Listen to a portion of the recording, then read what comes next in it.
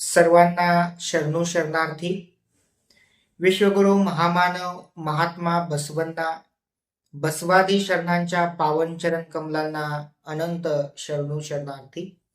हा व्हिडिओ पाहणाऱ्या सर्व बंधू बांधवांना माझा भक्तिपूर्वक शरणू शरणार्थी.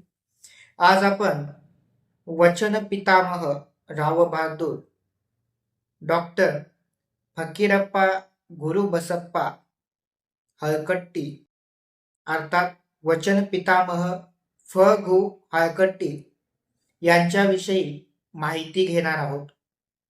इतिहासामध्ये अशी बरीचशी पात्र असतात की ज्यांची माहिती इतिहासामध्ये कुठेही नोंद करून ठेवलेली नसते.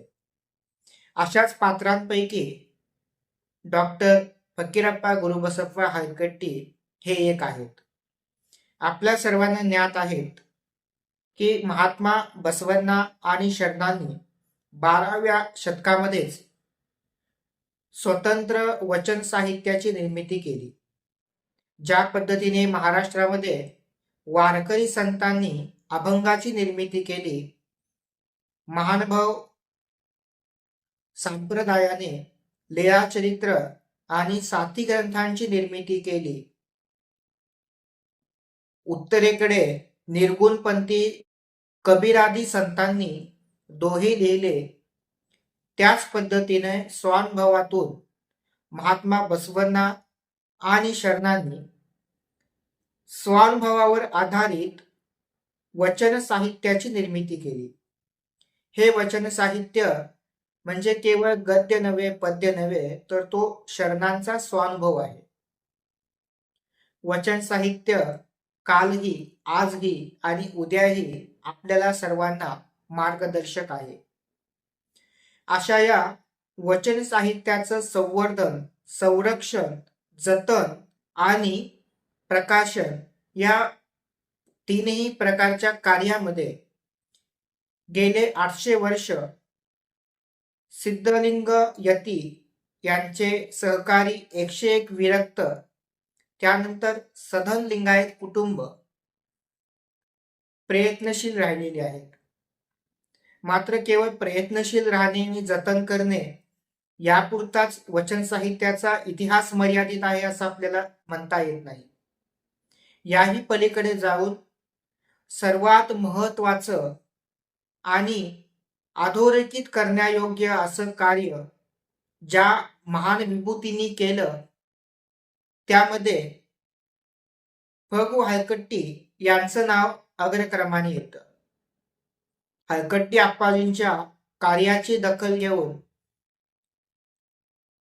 प्रसिद्ध संशोधक डॉक्टर एम कलबुर्गी यांनी देखील वचन साहित्याचं संकलन केलेलं आहे. बसव समितीतर्फे प्रकाशित वचन हा ग्रंथ 32 भाषांमध्ये भाषांतरित झालेला आहे. या ग्रंथातील सर्व वचनांचं संकलन हे डॉक्टर एम कलबुर्गींनी केलेलं आहे. मात्र कलबुर्गींच्या संशोधनालाही ज्यांचा आधार किंवा ज्यांचा महत्वाचं योगदान लाभलेलं आहे असे डॉक्टर फकीरप्पा गुरुबसप्पा हळकट्टी अर्थात आपल्या सर्वांचे हळकट्टी आप्पाजी. खऱ्या अर्थाने आप्पाजींचं जे कार्य आहे हे आज महाराष्ट्राला ज्ञात नाहीये. तुमच्या आमच्यासारख्या अभ्यासकांचं महत्वाचं कार्य आहे की आप्पाजींचं अज्ञात कार्य या पृथ्वीवरील, भारतामधील, जगामधील सर्व लिंगायतांपर्यंत पोहोचवणे. एखादा व्यक्ती आपलं राहतं घर विकतो, एखादा व्यक्ती आपली स्वतःची सायकल विकतो आणि एवढं सर्व विकून सुद्धा स्थितप्रज्ञ राहून आपल्या ध्येयावरची निष्ठा थोडी देखील ढळू न देता अविरतपणे वचन साहित्याचं संकलन करण्याचं काम करतो. संकलन करून थांबत नाही, त्याच्यावर संशोधन करतो. संशोधन करून पुढे प्रकाशन करतो आणि प्रकाशित केलेले ग्रंथ आज आपल्याला वचन साहित्याच्या रूपाने वाचायला मिळतात. या व्यक्तीचं काम केवळ वाङ्मय क्षेत्रामध्ये होतं का? तर वाङ्मय क्षेत्रापुरते हलकट्टी आप्पाजी मर्यादित नाहीये. त्यांचं कार्य वाङ्मय क्षेत्राच्या बरोबरीने सांस्कृतिक क्षेत्रामध्ये, सामाजिक क्षेत्रामध्ये, शैक्षणिक क्षेत्रांमध्ये अशा वेगवेगळ्या क्षेत्रांमध्ये आपल्याला पाहायला मिळतं. म्हणजे फगू हलकट्टी आप्पाजींचं व्यक्तिमत्व हे बहुआयामी होतं, हे आपल्याला या ठिकाणी लक्षात घ्यावं लागतं. फगू हलकट्टी आप्पाजींचा जन्म हा आजच्या विजापूर जिल्ह्यामध्ये 2 जुलै 1880 रोजी माता दानम्मा आणि पिता गुरु बसप्पा यांच्या पोटी झाला. त्यांचे वडील हे पेशाने शिक्षक होते, या कारणाने ते कडक शिस्तीचे होते. त्याचबरोबर ते सुसंस्कृत आणि अभ्यासू देखील होते. त्यांचा प्रभाव आपल्याला आप्पाजींच्या संपूर्ण जीवनावर पडलेला दिसतो.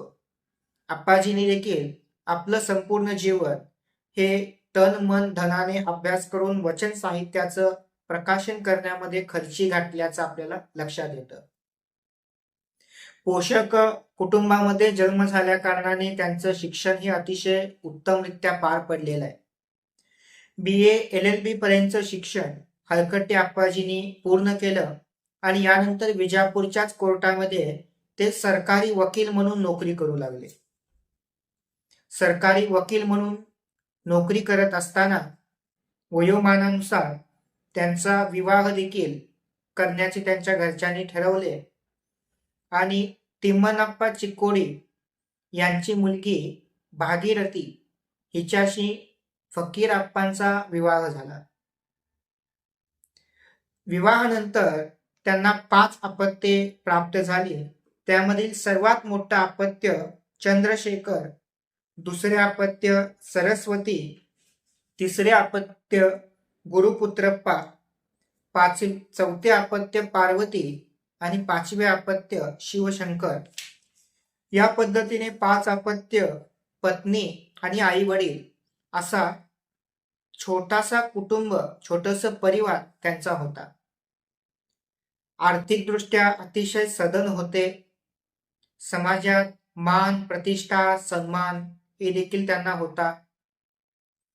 इतकं सर्व असताना देखील वचन साहित्याच्या संशोधनाकडे त्यांनी दिलेलं लक्ष, त्यांनी केलेलं कार्य हे उल्लेखनीय आहे. फगू हलकट्टी आप्पाजींच्या जीवन प्रसंगामध्ये, त्यांच्या चरित्रामध्ये आजवर उपलब्ध असणाऱ्या सर्व ग्रंथांमध्ये एक प्रसंग नमूद करून ठेवलेला आहे. हलकट्टी आप्पाजी यांचा विवाह ज्या तिम्मनाप्पा चिक्कोडी यांच्याशी झाला होता, त्यांच्या घरामध्ये सुद्धा वचन साहित्य, शरणांचा वारसा हा अविरतपणे वाहत आलेला आपल्याला दिसतो. एकदा आप्पाजी आपल्या सासरी म्हणजे बायकोच्या माहेरी गेले असताना घरातील सर्व व्यक्ती एका भिंतीला नमस्कार करत आहे असं त्यांना दिसलं. हलकट्टी आप्पाजींच्या मनामध्ये थोडंसं कुतूहल निर्माण झालं की घरातील प्रत्येक व्यक्ती या भिंतीला का नमस्कार करतोय, या भिंतीमध्ये नक्की काय आहे. त्यांनी विचारलं घरच्यांना की या भिंतीमध्ये काय आहे, तुम्ही भिंतीला का नमस्कार करताय. त्यांनी सांगितलं की आमची पूर्वांपार परंपरा आहे, या कारणाने आम्ही भिंतीला नमस्कार करतोय. मात्र त्या भिंतीमध्ये काय आहे हे कोणालाच माहिती नव्हतं. आप्पाजी हे फक्त विचारून गप्प बसणाऱ्यांपैकी नव्हते. त्यांनी ती भिंत पाडायला सांगितली. ती भिंत पाडत असताना किंवा त्या भिंतीचं उत्खनन करत असताना त्यामधून वचन साहित्याचे ताडपत्र त्यांना प्राप्त झाले. आप्पाजींना अतिशय आनंद झाला की या भिंतीमध्ये अशा प्रकारचं साहित्य होतं, म्हणून पूर्वज आतापर्यंत याला नमस्कार करत आलेले आहेत, हे काय आहे आपण वाचलं पाहिजे. मग त्यांनी त्याचं अध्ययन करायला सुरुवात केली आणि मग त्यांच्या लक्षात यायला लागलं की हे बसवादी शरणांचं अतिशय तेजस्वी, समृद्ध आणि ज्ञानसंपन्न असं वचन साहित्य आहे. आणि हे वचन साहित्य आपण जतन केलं पाहिजे, अध्ययन केलं पाहिजे असं त्यांना वाटू लागलं आणि ते या सर्व वचन साहित्याचं अध्ययन करू लागले. अध्ययन करता करता ते नोकरी देखील करत होते. वकिली व्यवसाय करत असताना शेजारच्या गावांमध्ये भटकंती करणं, तेथे मिळणाऱ्या हस्तलिखित प्रती आणि काही ग्रंथ, वचन ताडपत्र मिळवणं, या सर्वांचं संकलन करून त्याचं अध्ययन करणं, त्याचं संपादन करणं, या सर्व गोष्टी हलकट्टी अप्पाजी अतिशय निष्ठेने आणि एकाग्र मनाने करू लागले. आता त्यांचं नोकरीवरील लक्ष कमी झालेलं होतं. कालांतराने त्यांनी नोकरी सोडून दिली आणि पूर्ण वेळ वचन साहित्य संपादन आणि संशोधन यामध्ये आपलं जीवन खर्ची घालायला सुरुवात केली. दरम्यानच्या काळामध्ये त्यांनी शिवानुभव हे त्रैमासिक आणि नव कर्नाटक हे साप्ताहिक देखील सुरू केलं. या दोन्हीमधून त्यांनी संशोधित केलेलं वचन साहित्य सर्वांसमोर प्रकाशित करायला सुरुवात केली. काही काळ निघून गेला. त्यांना असं वाटू लागलं की या साहित्याचं केवळ प्रकाशन करून उपयोगाचं नाही, तर ग्रंथ रूपामध्ये ते वाचकांच्या हाती देणं देखील अत्यंत महत्वाचं आहे.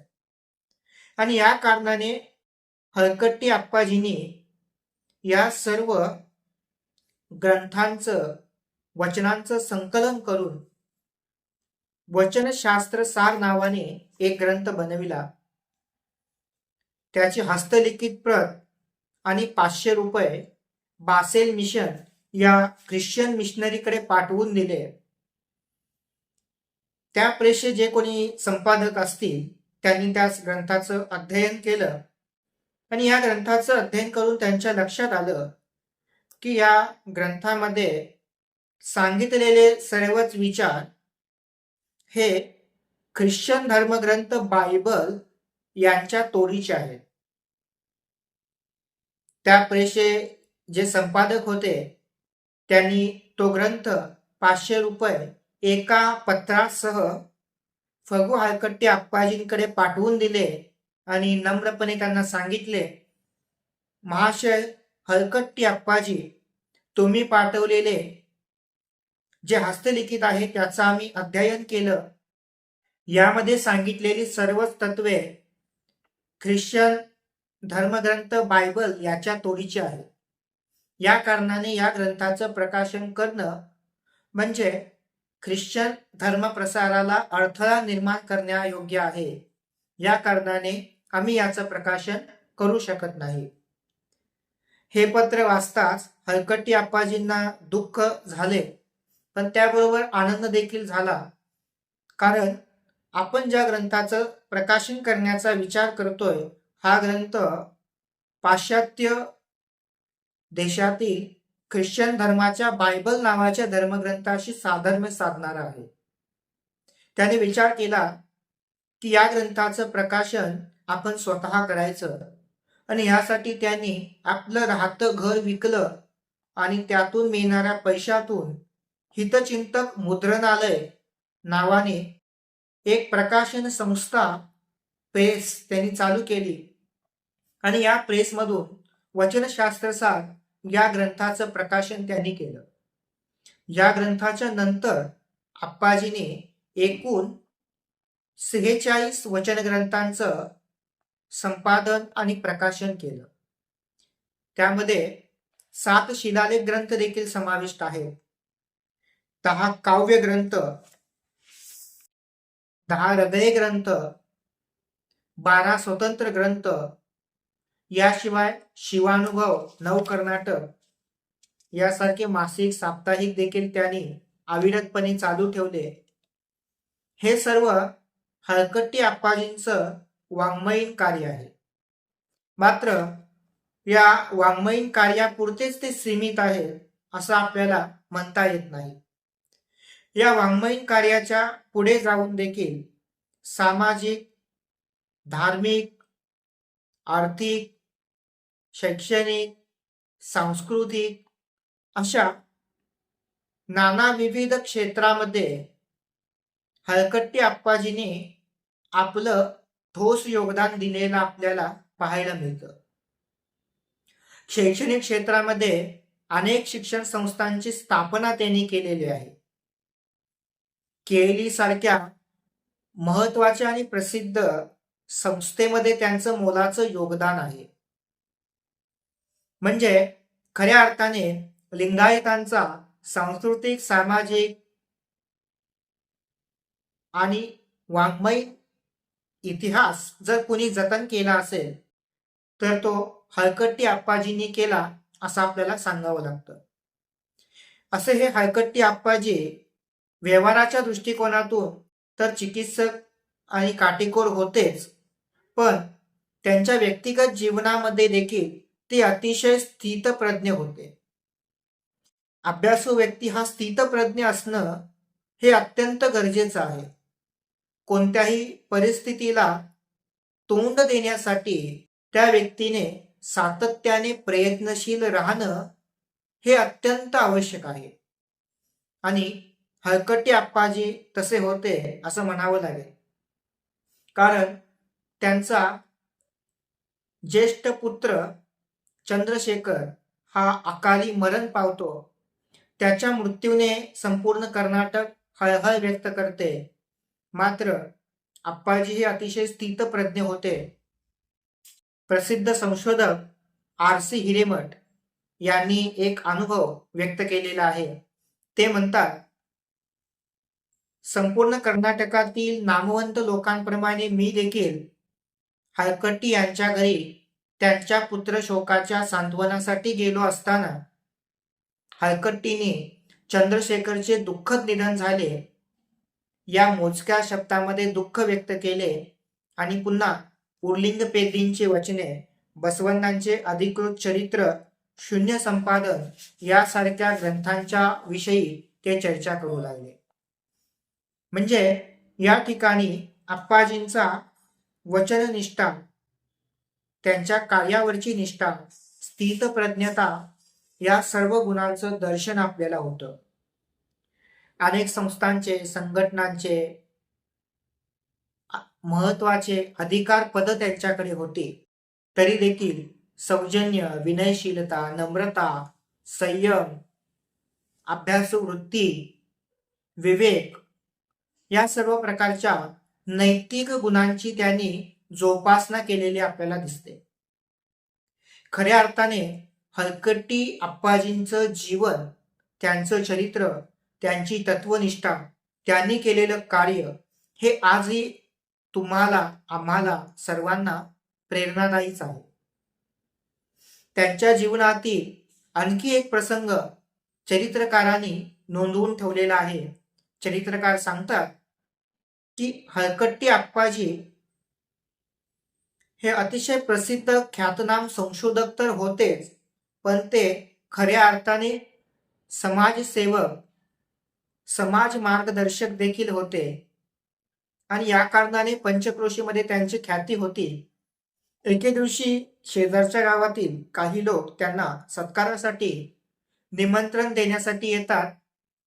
त्यावेळी हलकट्टी आप्पाजी त्यांच्या निमंत्रणाचा मनापासून स्वीकार करून त्या सत्काराला जातात. त्या ठिकाणी मान्यवर हलकट्टी आप्पाजींच्या कार्याचा गौरव करतात, त्यांच्यावर अनेक स्तुतिसुमने उधळतात, त्यांच्या कार्याची दखल घेतात. कार्यक्रम अतिशय व्यवस्थितरित्या पार पडतो.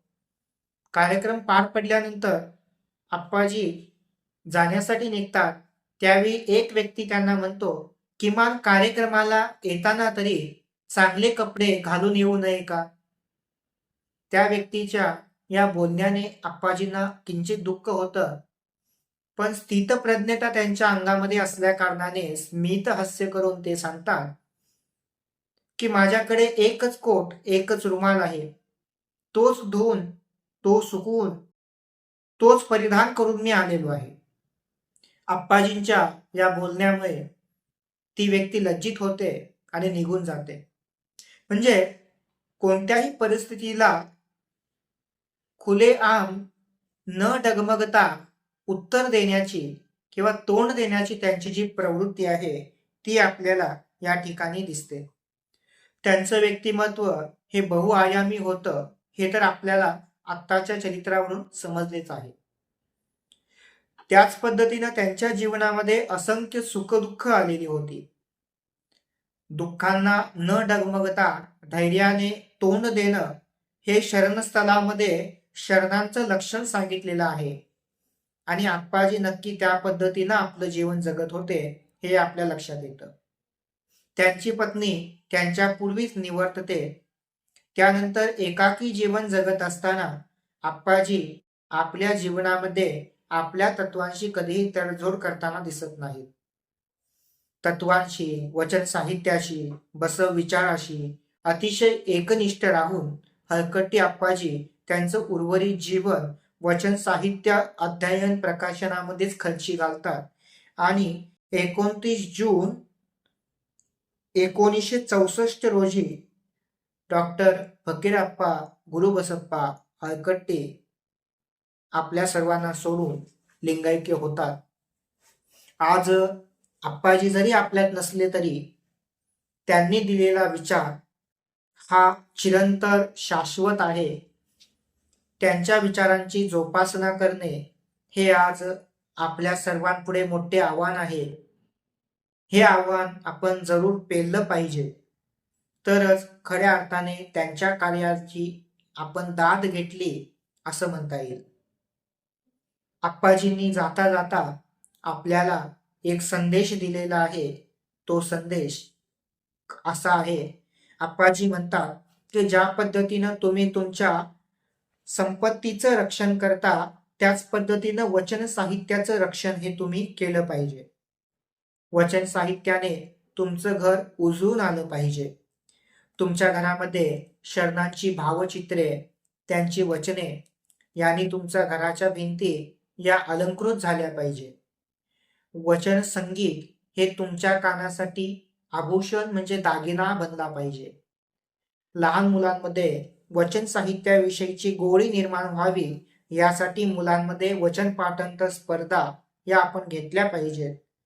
जे लोक वचन ग्रंथांचं प्रकाशन करत आहे त्यांना प्रोत्साहन देणं, सहकार्य करणं हे सर्व लिंगायतांची नैतिक जबाबदारी आहे.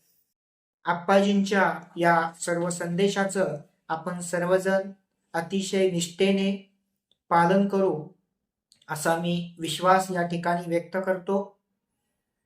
आणि या सर्वांचं पालन करत असताना कधीही आपली निष्ठा देखील ढळू देणार नाही अशी अपेक्षा व्यक्त करून मी थांबतो. पुनश्च एकदा आप्पाजींच्या पावन स्मृतींना मी अभिवादन करतो. तुम्ही जर आमचं चॅनेल सबस्क्राईब केलं नसेल तर सबस्क्राईब करा. हा व्हिडिओ सर्व बांधवांपर्यंत पोहोचवा. धन्यवाद. शरणू शरणार्थी.